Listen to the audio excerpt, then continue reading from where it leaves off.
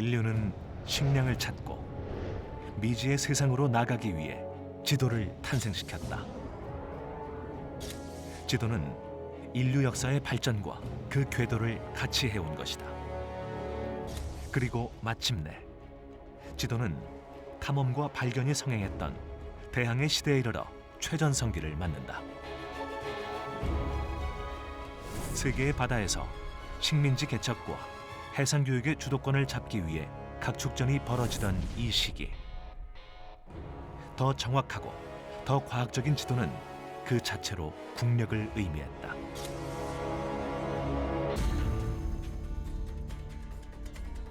일본 외무성은 다케시마 홍보물에 나가쿠보 세키스이의 1846년판 개정 일본 여진 오정전도를 싣고 일본은 오래전부터 다케시마를 자국 영토로 인지했다고 주장한다. 제작진은 메이지 대학에서 지도의 원본을 확인해 보기로 했다. 외무성의 그것과 마찬가지로 이 원본에도 울릉도와 독도는 일본 오키섬과 같은 색으로 분류됐고 울릉도와 독도까지 위도와 경도가 표시돼 있다. 長久保積水は隣国や外国との関係からこの地理をやらねばならない。 당시 일본의 국경을 명확하게 해두고자 했던 나가쿠보 세키스이. 그의 지도는 정확성을 인정받아 1779년부터 에도 막부의 공식 허가를 받은 관어 지도가 된다.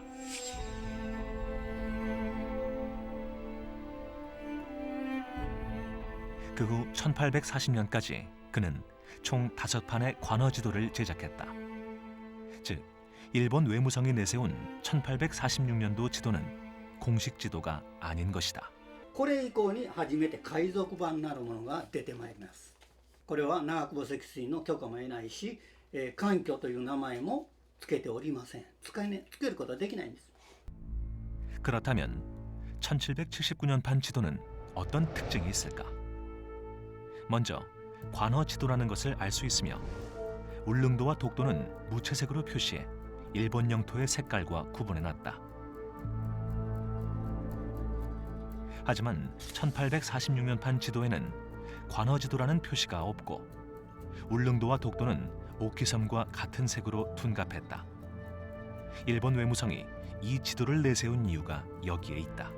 그러한 지도를 마치 국가가 인정한 관전 지도인 것처럼 외무성 홈페이지에 올려놓았다는 것 자체가 큰 잘못이고요.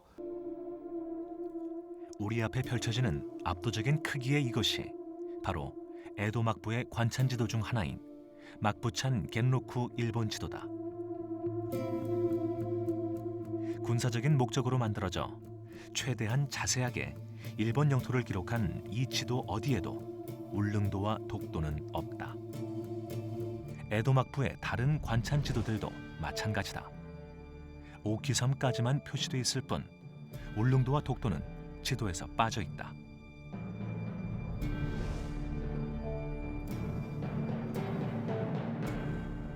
당시 에도 막부가 울릉도와 독도를 일본 영토로 보지 않았다는 증거다.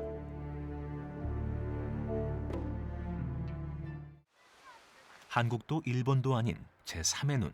과연 유럽 지도들은 어떤 진실을 말해줄까? 루이 16세의 전폭적인 후원을 받으며 당시로서는 가장 발달한 항해 장비와 측정 장비를 싣고 탐험에 나섰던 라페루즈 함대. 다졸레 섬이라고 한 다음에 그 울릉도를 일주를 하면서 측량을 하고 지도를 그립니다. 그리고 정확한 그 울릉도의 좌표, 그러니까 위도와 경도를 측정합니다. 라페루즈 탐험대가 목격한 울릉도의 첫 풍경. 그 속에는 조선의 목수들이 있었다.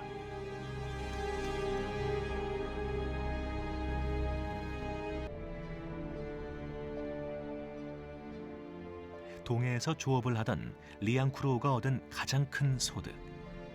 그것은 선장이 제출한 항해 보고서의 내용을 담은 이 공문 안에 자세히 기록돼 있다. 그것은 바로 우리의 섬 독도를 발견하고 리앙쿠르 록스라고 이름 붙인 것이다.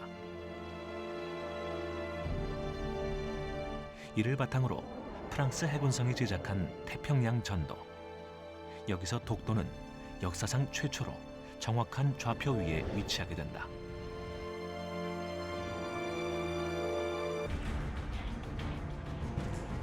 (1849년) 리앙크로우가 독도를 발견한 이후에도 1855년에는 영국 함대가 독도를 발견하고 호네시라 명명.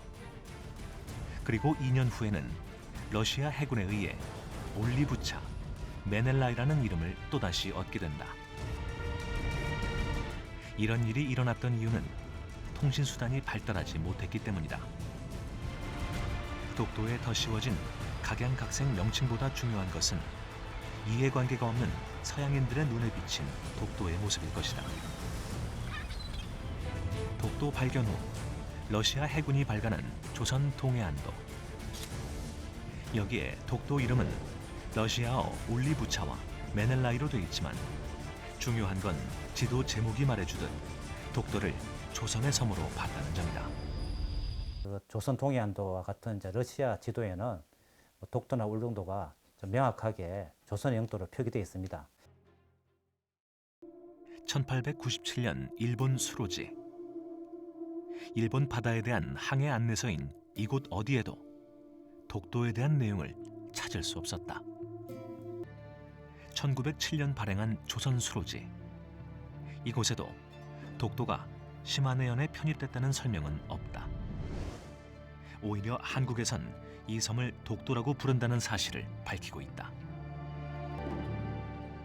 1907년 조선 수로지를 펴낸 지 3개월 만에 일본 해군은 황급하게 일본 수로지를 발간한다. 그리고 갑작스럽게 독도에 관한 기록이 일본 수로지 사상 최초로 등장하게 되는 것이다. 일본 수로지를 다시 급하게 만들어 가지고 독도를 다케시마라는 이름으로 바꿔 가지고 일본 수로지에 옮겨 버렸습니다. 그러한 행위야말로 원래는 독도는 조선 것이었고, 이곳 모나코에서 우리는 지도 위 동해라는 이름을 잃어버렸다. 1919년 6월에 열린 국제수로회의 창립총회. 해양과 바다에 관한 경계 초판이 나오는데 거기에서 동해의 명칭이 일본해로 공식화된다. 우리는 알지도 관여하지도 못하는 사이 동해의 이름을 잃어버린 것이다. 미국에 있는 일본계들한테 왜 독도, 다케시마가 너의 땅이냐고 물어보면 아주 간단하게 답을 합니다. 일본해 안에 있는 섬 아닙니다. 그렇다면 국제수로회의가 일본해로 공식화하기 이전 세계 지도에는 어떻게 돼 있었을까? 16, 17세기 서양 국가들에게 우리 동해는 가보지 못한 동쪽의 바다였고 당시 지도에는 동양해나 한국해 등으로 적혀 있었다.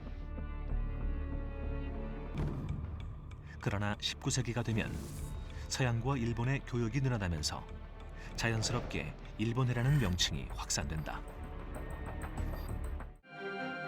일본과 서양의 고지도들이 들려주는 엄중한 역사의 진실은 가려둔 채 독도를 다케시마라 부르며 일본의 위에 올려놓고자 하는 일본. 그들은 이 지도의 위증이 거듭되고 반복돼 전 세계인들에게 독도가 일본의 섬으로 각인되기를 바라고 있다. 그렇기에 더 치밀한 전략과 더 장기적인 계획으로 세계 각국의 지도에서 우리 섬 독도와 우리 바다 동해의 이름을 지켜내는 것. 그 막중한 책임과 의무가 바로 지금의 우리에게 있는 것이다.